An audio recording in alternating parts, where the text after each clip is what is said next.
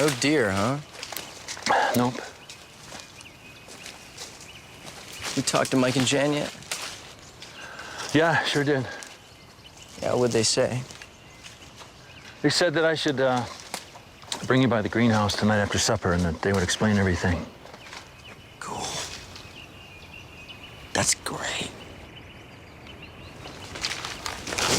Why'd you see something? John.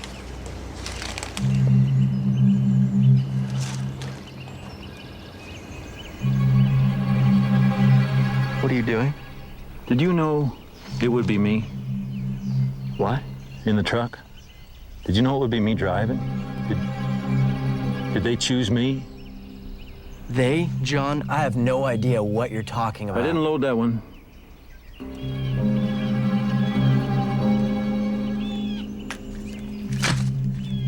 So how about you just answer the question, Eddie? Yeah. They chose you, John.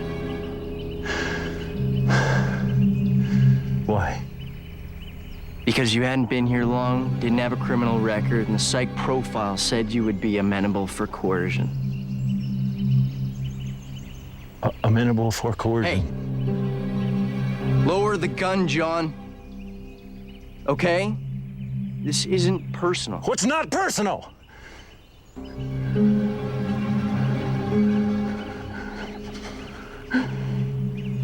Stop. I'm sorry, John, but you're not gonna shoot me. You're not a murderer. You're a good man. You're a farmer. Nope. Not a farmer. I was a hunter. I'm a hunter. I want to walk away now, John.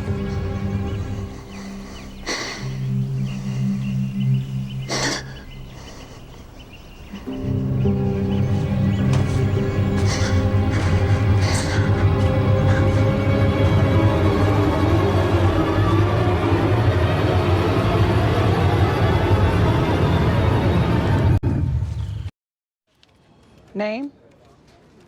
John Locke. Marital status, Mr. Locke? Single. Girlfriend? No. Are your parents living? I was raised in foster care. I never really knew my parents. Have you ever considered seeking out your biological parents? I don't see how that's relevant. It's relevant, Mr. Locke, because if the government's going to continue paying your disability insurance, I have to figure out whether or not your condition has improved. So, how's your appetite? Fine.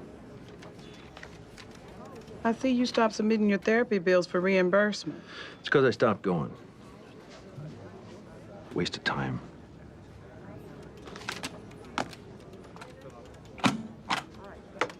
It's just a temporary suspension, Mr. Locke. As soon as you resume your sessions, you can reapply. You think I'm temporarily disabled? Depression can be temporary, yes. And since you see fit to stop going to therapy, I guess you're all better.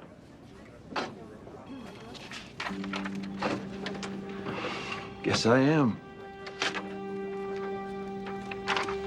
Next.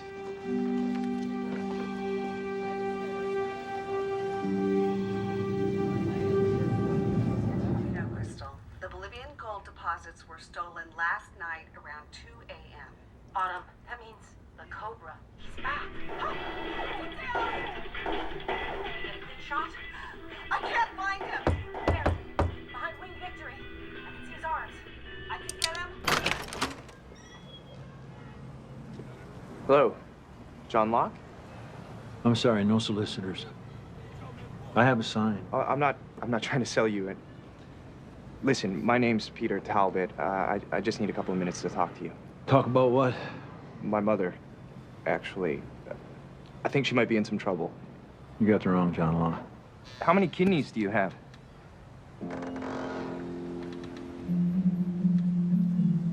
She met him 2 months ago. Love at first sight is what she said. The guy was charming, sweet, funny. His name's Adam Seward. He's a retired computer entrepreneur from Ontario. Anyway, Adam had something special. My mom just went gaga for him right out of the gate. After 2 months of knowing him, she agrees to marry the guy.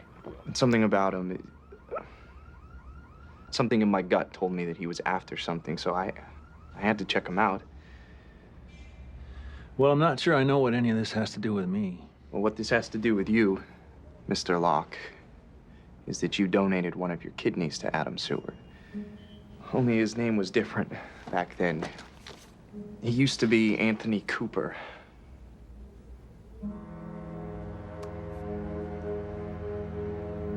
All I could find were his medical records. And I saw that he was the recipient of a kidney transplant from you.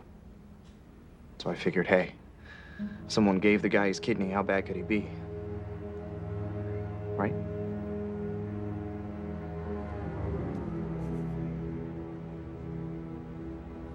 Well, it was an anonymous donation. I never met him.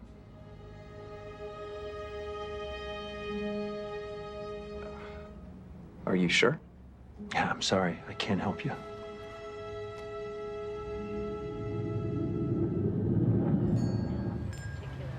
looking for something really stunning, something that would grab everyone's attention on the table. Honey, what do you think of this one? Well, it looks good. What do you think? I like it. Maybe just a little larger. Yeah. Larger would be good. I'll go over there and take a look. I like that. Let's take a look. Hello, John. Gonna be a big to-do, or just two of you and a preacher? I guess you couldn't invite me, huh? That would make for awkward introductions. How did you even know that I was I gonna... know, because her son came to me and asked why I gave you a kidney. He's on to you, but he doesn't have any proof, so he came to me hoping I would vouch for you. What did you say to him? You're conning her, aren't you? You're gonna marry her for her money, right? What is it you want, John? I want you to end it. I want you to call off the wedding. Why are you doing this? Because it's not fair. You make people think that you're their family, and then you leave their life in ruins, and I'm not gonna let you do it again. You're gonna call off your engagement and go, or I'm gonna tell her the truth. I want to hear you say it. You say you're gonna leave.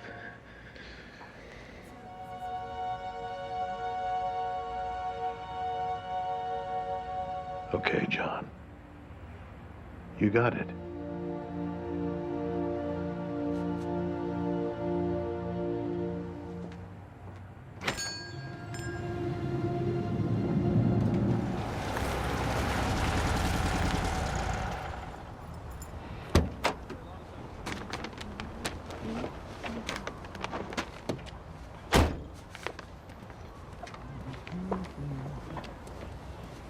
John Locke?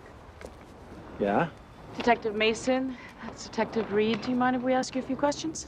No, of course not. Do you know a man named Peter Talbot? No, I don't think so. Thin, brown hair, 20s. If it'll be helpful, we believe he was here in your apartment 2 days ago. Oh, yeah. Yeah, he was a solicitor. I sent him away. Mr. Talbot's family's worth somewhere in the neighborhood of $200 million. So I'm curious, what exactly was he selling you door to door? Well, look, I told you I don't know him. Then why so- was your name and address on a piece of paper in his pocket, Mr. Locke? Why would you be looking through his pockets? Because Peter Talbot's dead.